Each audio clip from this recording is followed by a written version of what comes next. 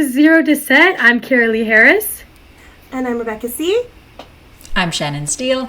So we're here to talk about our honest experience working in film because we're strong believers that the journey is the most important part and you don't need success in order to share that. So thank you everyone for joining us. We're going to start off with our question of the day that comes from Abdullah, who's asking us, how do you start casting calls and what's the selection process like? So do you guys want to give your thoughts on that? We can all kind of share something. Yeah, that's a really great question. Where do we start our casting call? I think the first part of it is we kind of sit down and have that moment of really what's the best character description that we can really put down and put together, and how do we envision this character? And then once we put it out, it's about not just who we think looks the part, but who can really bring that person, that description to life when we see that audition. So it's not just one or two. I mean, you go through so many to see who can really envelop that character and take that vision and bring it to life within that audition. It takes a lot of time, I think. I think as a writer too, like you have this idea in your head of what the character's going to be like, and then you have to hand that off to the director, and you say, okay, now I've given like a rough description of this, and then you send it off. And I do find that when you're writing, like sometimes I'm like, oh, it doesn't really matter, if this person is shaped like this or looks like this or talks like this. Yeah. But actually, as a writer, it is easier if you are that much more specific in writing that character. And then once you send it off, it's amazing how the director might completely interpret that character totally differently, even just based on the description that you gave. And then you just never know who's going to walk in that door. That person might be completely the opposite of what you anticipated for that role, and they walk in and you're like, yep, that's it. That's yeah. I also think when it comes to selecting, I found that you'll have multiple people that it's so hard to choose between, and sometimes it really comes down to small things that you wouldn't really want to decide over, but it could be overall what was the image of the person that you really wanted. Or honestly, a big aspect and as well is like, can they take notes? Even if it is the wrong note, like if you're giving them a different vision completely from what you had originally planned, and they're still able to bring a performance to that, I think that's always a huge part when it comes to casting, because then it comes to show that they have that range, they can work with you, which I would say is quite important. Is 100%. Can they work with you? I see that often myself in auditions. Yeah, well, that's killer. Yeah, killer when you get like 3-4 people, or even just 2 that are so evenly matched, but both bring something really different to the role. And like you said, Carolee, that's exactly it. It's just like, okay, let's start with who can take direction. And then, they both can take direction. That's great. Okay, now let's give them this part of the scene. Oh, I really loved how she interpreted that, and I really love how they interpreted that. And, sometimes it can even just come down to availability, or you've worked with them before and someone said, yeah, they're great. And like you said, Rebecca, it really, as an actor now, on the other side of it, you can't take it personally. Like sometimes most of the time, it's not you. It's not the performance you gave. You gave the best version of that character, and the person that they choose brings whatever it is that they are needing, and you just accept it, move on, learn from it. I think one of the best things I ever heard was when you do an audition, it's like a tiny performance with the most captivated audience you're ever going to have. And they're all cheering for you, and they all want you to do your best. And so if this performance never ever gets to be seen on the screen, at least you've had that opportunity. I also really love when watching an audition, all those little nuances that the actor brings. I think that brings such a spice of life to the character that when we write it or we envision it as a director, when they come in with these little things that they've decided the character is going to do this or move like this or look this way, and all these little things that they have that bring this character to life, you're like, oh, I didn't think about that before. This really adds to the character. This starts to really bring my vision to life. And, they're just either in the room or they're on a screen, and you're like, how can they bring such a beautiful character to life in such a small spot? It's amazing how much an audition can really just all of a sudden bring that story into reality before we're even on set. Yeah, I agree. Okay, well, I think that was great, guys. I think we did a solid job on answering that. Yes, I hope so. Abdullah, I hope that you're happy with our response to your question. Thank you so much for asking it. Thanks for the question. So I guess we'll move on to kind of what we wanted to share with you guys today. Our first big question is, why are we doing this? That is a really big question. One of the things that I laughed when I first saw this topic was I had this conversation with a good friend of mine that's also in the industry, and we say time and time again, like, where are all the auditions? And it's like, you're right, they're there, and we've got to do as best as we can. But then at the end of the day, I was like, we should make our own. And it's very interesting how we should make our own has grown into, I want to create work for everyone in Alberta. I want to create work internationally, and I want to see all these productions done, not just for myself, but all these people. And it grew into this beautiful entity that, started out small and now has such a big vision to it. I recently celebrated a birthday.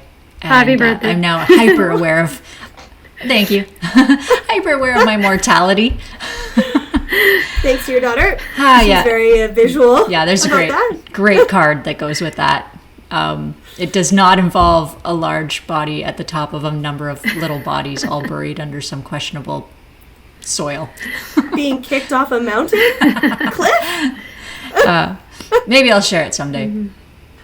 But yeah, it kind of brought to my awareness, I'm getting up there, and the last few years it's just been audition after audition after audition, and for small roles and for really unsatisfying roles.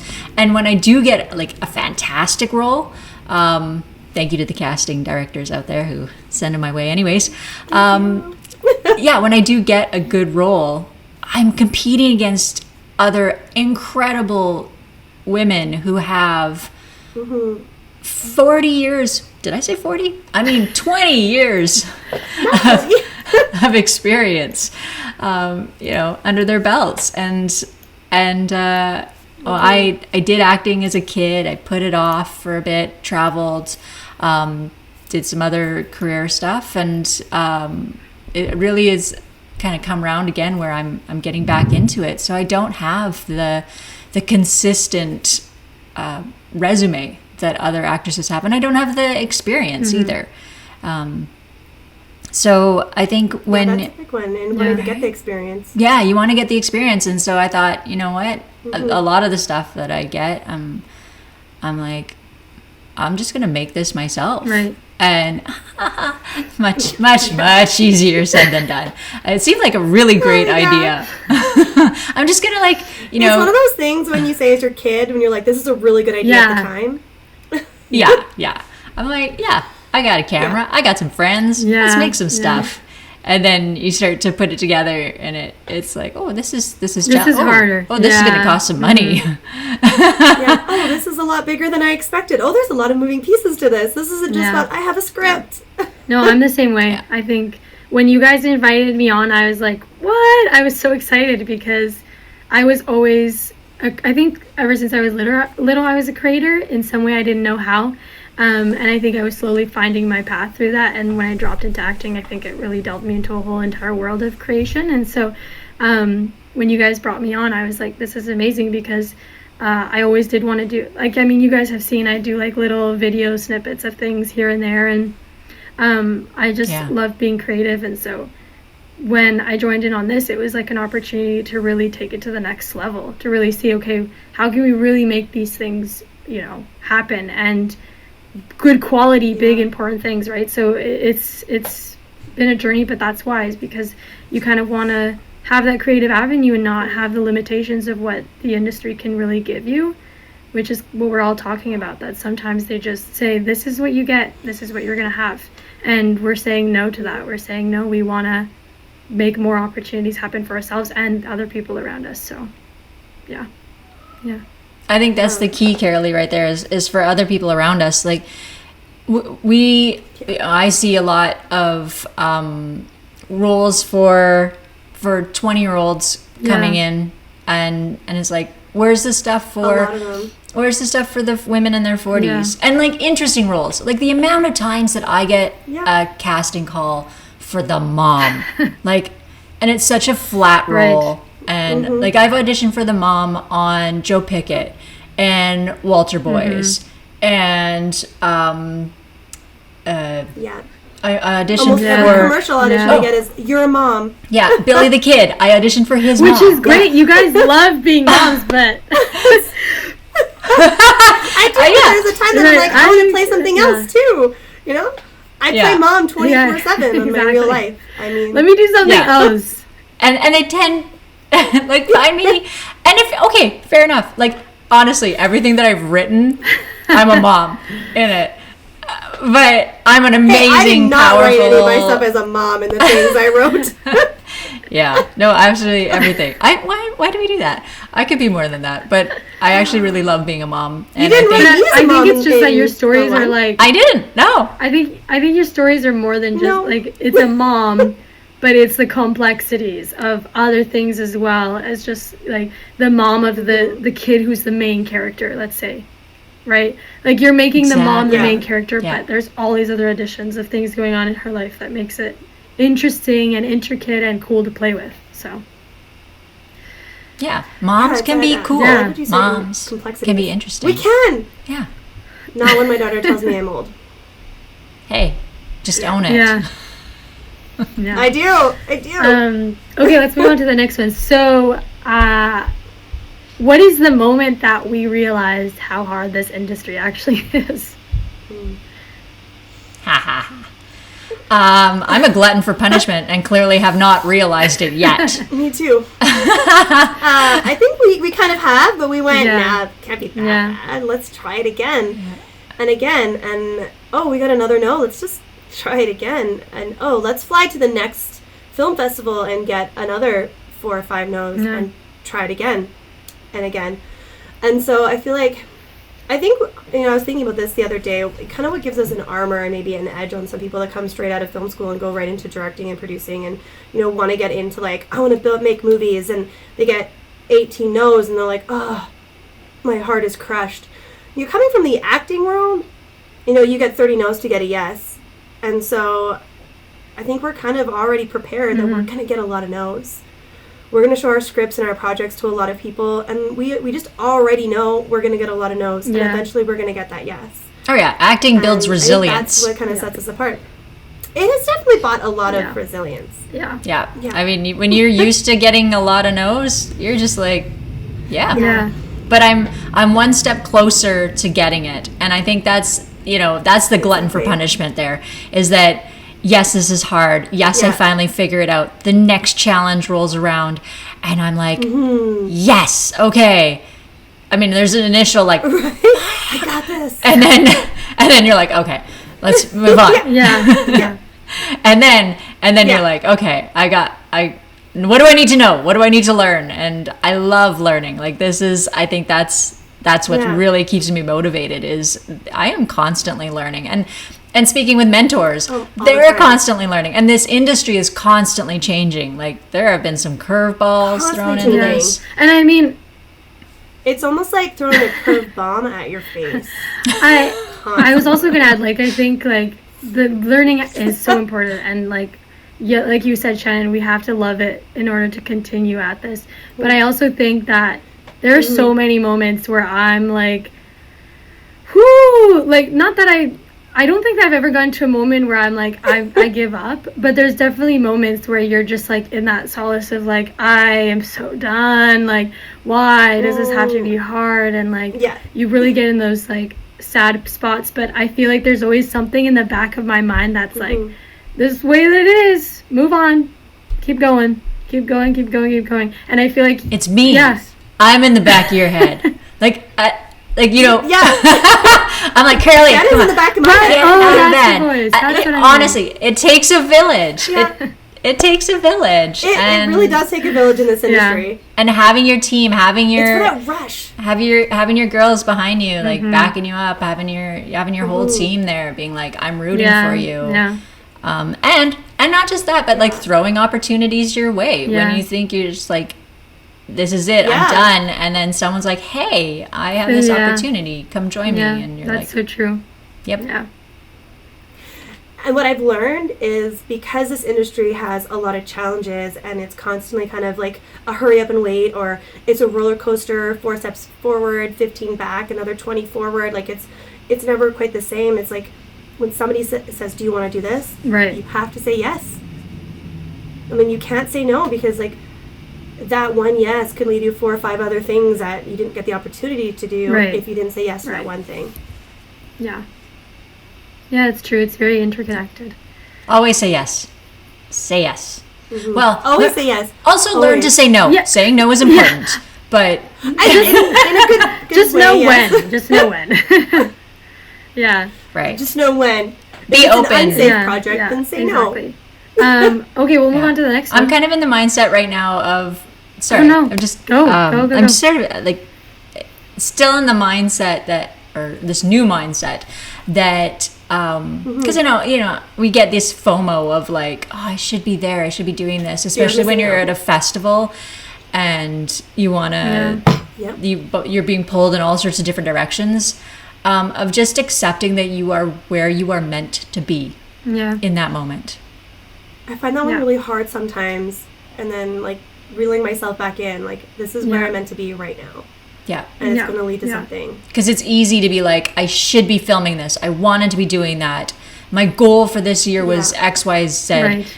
And there's so many factors that play into how you're going to get to that goal. Yeah. That you have to be willing to pivot and run with whatever is happening, and accept that where you are at this point is exactly where you're meant to be. Yeah. I mean, the next thing that we were going to talk about is like our biggest doubt so far, and what I had written for it was like, I wouldn't necessarily say there's a doubt for me, but there's a frustration on the timing. Like you have to be like, okay, this is going to happen, but I don't know when and I don't know how, but I need to change my perspective on being excited about that rather than being like, oh, like I don't know what's going on. I think it's so much better to change your perspective on being like, I'm excited about the unknown, because then that means I'm going to get surprised and things are going to come my way that I never would have expected, and which is like the important aspect of the journey. So yeah, that was kind of molding with the same thing that you and Shannon were saying before. Which, by the way, where is Shannon? Okay. I was just thinking that of myself. I'm like, did we just lose Shannon? Like, I looked away, my dog came in, I looked back, I'm like, she's back. Shannon is gone. Oh, there she is. You're going to hate me. My camera stopped recording. No. Oh, no. Okay, well, what we can do, let's just pause. But we have the now. audio. We do have the audio. Let's just pause. We're back. We're back. A little bit of technical difficulties. We're fixing it in post. Don't worry. Everybody's favorite line to hear when making movies. So we were just going over our biggest doubts so far. I think you left right when I was mentioning part of it, Shannon, but I mean, do you guys have something? Like I was mentioning that I wouldn't say there's necessarily doubt for me. I think there's just frustration on the timing of when things are going to be feeling like they're actually reaching somewhere. Oh, that's such a I got it hands down. Okay, I was like, I always feel like there's doubts. I'm like, where do I start? Imposter syndrome. That is like my biggest 100%. doubt is like, what am I doing here? Am I faking it till I make it? Like, how many people am I totally pulling the wool over their eyes on this stuff? Like, if I don't believe that I can do it myself, how am I going to convince other people that I can? And am I really capable of pulling off what I say I'm going to do?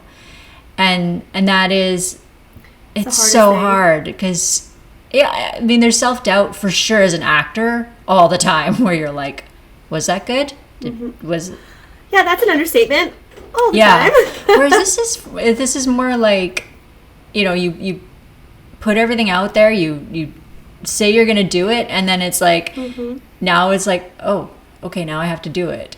But when you're getting out there and you're selling yourself as a business, it really feels like, you know, I always start conversations with, well, I'm an emerging producer, or I'm a, you know, where I feel like, am I really good enough to just get out there and say that I am? Right. But you have to. And I think 100% Yeah. you are. We have to. I started saying I'm a producer, and it's like, when we talk about, well, what have you done? I'm like, well, we're in the process of producing, and I'll start talking about our portfolio, because it's like, we have to just do it. Yeah. You know, we have the projects, and it's like, if we always say we're emerging, like, how long can we say we're emerging? You know, we've got these series we're writing and these feature films we've written and more that we're writing, and, you know, we've got these shorts that are written and that are planned to film, and it's like, you know, yeah, we're emerging, but we have things planned. And when they get done, it's like, we're not emerging anymore. We're here. Yeah, I also think sometimes you have to put yourself in a place that's like higher than you think, so that you can reach that level of, you know, where you want to be. Because if you're always just like reaching for average, or like saying that you're on average this or average that, you're never going to reach higher than that. But if you're constantly telling yourself like, no, I'm worth more, I'm like, that eventually will become true, because you're putting yourself to that standard, and other people are seeing you in that standard because you're stating yourself in that standard. So and it surprises me, like when I go to the film festivals and I have our pitch decks in my hand, and people are like, whoa, you have like all this prepared, and I'm thinking in my head, like, I am barely pulling this shit together, right? And I know people say that to me. I'm like, do I have enough prepared? Do I need more? And then people are like, I always feel that too in like acting preparation. Yes, right? Yeah. So maybe it's the actor in us where we're just... Yeah, I always feel like yes, I think so. We become really over-prepared because of the acting. Yeah. We know that we have to have everything prepared, our character, our description, our everything. And so we come into these, you know, these festivals with like all the groundwork done. Yeah. Like, okay, I just need to go. And then everybody's like, oh my gosh, you did what? Yeah. Oh, you're really prepared. And you're like, oh. Yes, I am. I didn't think I was prepared enough. I needed to be more prepared. And I mean, I look at our first pitch decks, and, you know, and these are where I have the doubts, and I'm like, oh, I get why we got to know on this one. Like, I was going over the Vimeo stuff. We had submitted to a grant last year, and we got to know. It happens. And I was going back over the stuff of what do we have and what do we don't have, and, you know, how do we rework that, and what do we need for the next one we want to apply for. And I was like, oh, this is so much different than the ones we make now. And it really shows how much we've grown. And I was like, we've got to own that. Yes. So yeah, that imposter syndrome is huge. Like, we've got to own what we have and what we've done, because, you know, there's a part of you when you start in the production world where you're like, you know what, it's going to happen, like, this year. Like, this is the year it's going to happen. And you're, like, 2 months in and you're like, oh, my God, I don't know how to do this. Oh, my goodness, I don't know how to do that. Like, they want what? What is that word? You want to you want to who? And you're like, I know who that person is. And then you turn around and you Google, like, who is that person? And so, you know, fast forward, it's like, you know, there's all this self-doubt, but, you know, I keep telling myself, we've gotten through all of these hurdles of, you know, faking it until we make it. Yeah, we know what we're talking about. We know what we're talking about. It's like, you can't quit now. Yeah. We told people we're going to get this done. Like, there's no longer a nope, I'm not doing it. There is now, like, this is going to happen. We have to figure it out. Yeah. We have to figure it out. Yeah. And we got to make it, and we got to stumble, we got to trip, we got to fall, we got to get back up, and we got to go it again. And, you know, continue writing, continue producing, and upping our script bank, and continue getting it out there, and, you know, finding the people that need to be part of our village to help get us there. And it's the biggest thing. Walking that line. It was like, it is. You know, it was like, I think it was you, Shannon, that had spoken to it as Olivia Wilde in the Red Sea Festival. I think it was a couple years ago. And she had said, you know, it takes time to find the people you want to build, you know, this life with, this business with. And once you do, it's like, that's your village. Yeah. She's like, go make it. And she still makes it with people that she started with. And she found that village. And you're like, you're right. You know? So we were like, let's make our village. Yeah. Yeah. Yeah. And it's walking that line of like, what can I promise people that I know I'm capable of, and what can I push myself to achieve. And like, you don't want to overpromise, but you also want to challenge yourself, and you don't want to say no to things where you're like, do I know enough about that? Because there's a lot of people out there who are bullshitting things and are promising things that they will never achieve. They have no intention of achieving. But I think we have gumption, and we have motivation, and we have a will to do this. Like, we have committed to doing this. This is not a hobby anymore. This is 100% a career choice, and it's something we're going to see through. Yeah.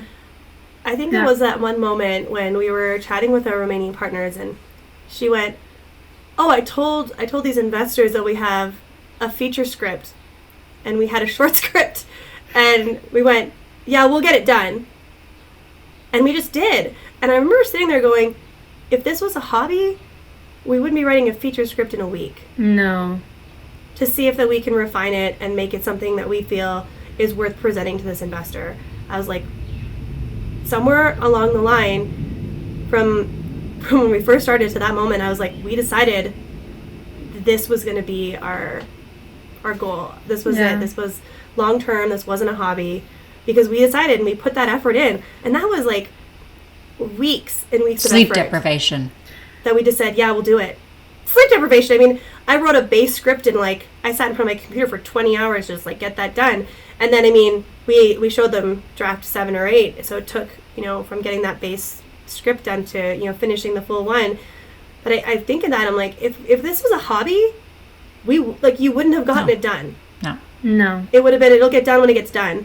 And so I don't know what that turning point was for us from the beginning to that moment, but that was where it hit me, where I was like, I don't know where our mindset changed, but it went from, yeah, we're going to make some movies, to, no, this is it. This is going to be what we do. This is our career. This is the life, and we're going to make it happen. And somewhere along the line, we all just clicked, and that was when it, for me, it was Banff. Yeah.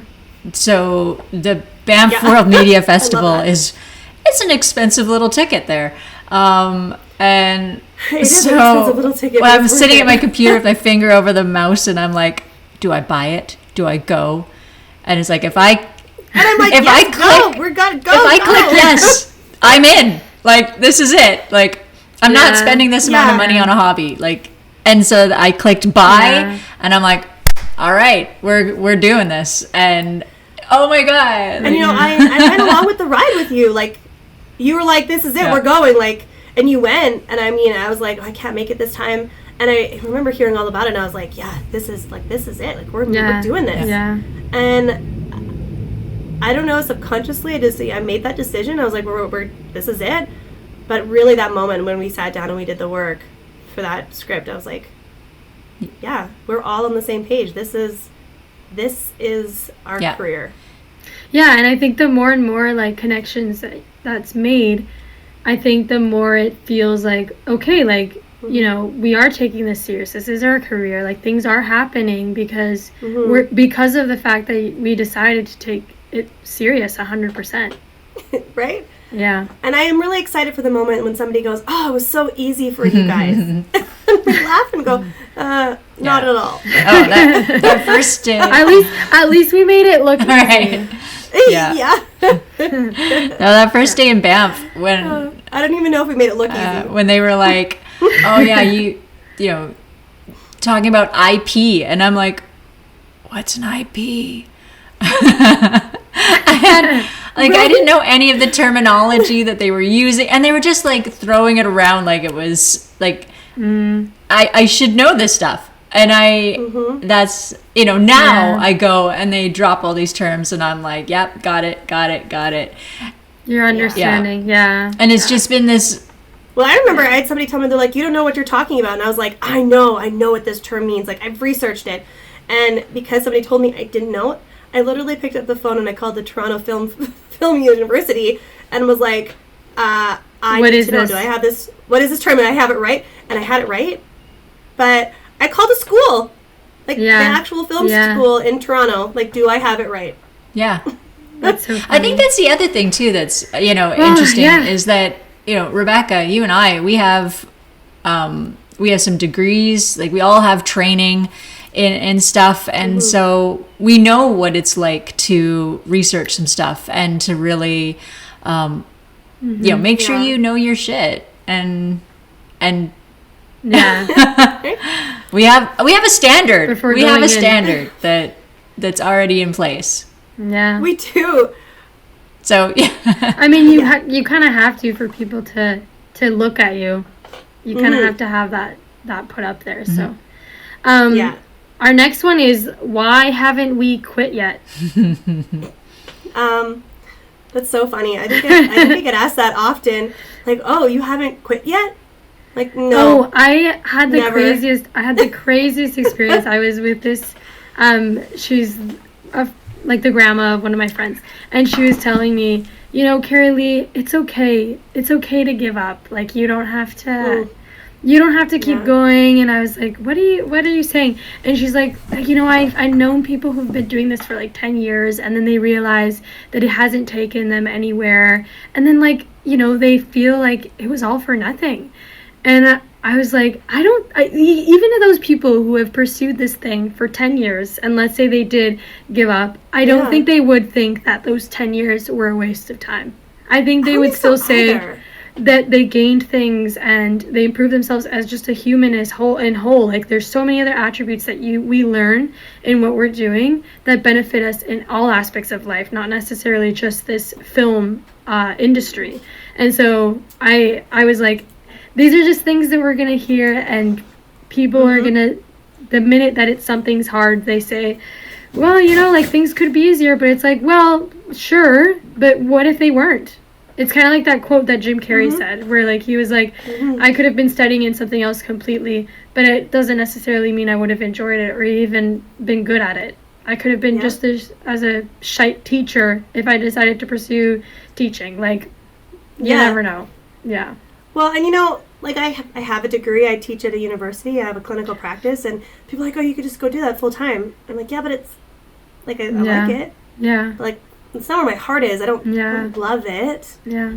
Like, I love being creative, and I love being on set, and I love seeing the magic happen, and there's so many moving pieces, and I think even if, 15, 20 years from now, for whatever thing we decided it was done, like, there was no way that I would ever think that time was wasted. Yeah. Like, I don't ever see myself quitting because I love it way too much, but I would never feel like it was wasted time. Yeah. Those moments when you're sitting on set, regardless of whatever, position you're sitting in, crew, cast, it's like you watch all of these people, the cogs in the wheel work, and you're like, this is honestly awesome. incredible. Yeah. Yeah. Mm-hmm. Yeah. My phone decided not to record anymore, so died again. We can no! But we we're recording on Zoom. It's screen have a recording. screen recording. We can use that for now. We can use that for now. Yeah. Should we wrap it up? Yeah, we can finish it up. Sorry. I mean, one thing I also wanted to add to the it's okay. Why we haven't quit yet. I think that when you're doing something that is more than just like something you love, I think you find more purpose in it. And I think when you find that thing, like my brother will always tell me like that he's so jealous that I have this like passion and purpose with what I do, because it really just like excites you, and it makes you like there's a bigger meaning. Like, I think the reason why I got into this industry in the first place was because I saw how much it benefited people. Like, it made people happier. People could see themselves on screen. People could feel less alone. Like, there's such a deeper meaning that it does, and a thing it does for humanity that like really just makes you feel like, why wouldn't I do this? Like, if I'm seeing the benefit that it's giving everyone around me, like why is it such a bad thing that even if it's hard that I say no to and I give up on? And I think that's the thing that really keeps all of us, pushing and pushing and pushing to reach that, because we want to do more than just like we want to be able to affect more people and create that for people. So I love being able to see people's reactions to something we've made. Yeah. Mm-hmm. I love making people cry. I don't know. I know. Or get scared. I do love horror stuff too. Yes. So I can't say no about that. I like that. But Yeah. everybody, that short we made, and I show them as we've been editing the process, and they're like, "Oh my God, just throws my heart out. It's absolutely beautiful." And I'm like, "We were able to bring it across. Like, we created that. That's something that we did." And it's just like, I don't know, it got me so excited to see people respond the way that we envision them to feel what we wanted them to feel. Exactly. I think probably the most rewarding is laughter. Actually, that's the one that I really, when people laugh at what I've created, I'm like, yes, because it's easy to kind of I've made it. The other emotions are easier to draw out of people. Death is easy. Yeah, it is. Comedy is hard. Mm-hmm. Yeah. Comedy's so hard. You have to have that comedy, like the comedic timing, and yeah, it is. Yeah. Well, that is our episode. That's everything we planned to talk and share with you guys today. Thank you so much for watching. Like, we're excited to be on this journey, right, guys? Like, oh yeah. Yeah, we're super excited about continuing this and bringing you guys along our journey of Vivid Visions and what we're trying to do. And yeah, thank you. Yeah, thank you so much. I really appreciate you all tuning in for us today. Day one. Okay, we'll see you guys later. Bye. See you guys. Bye.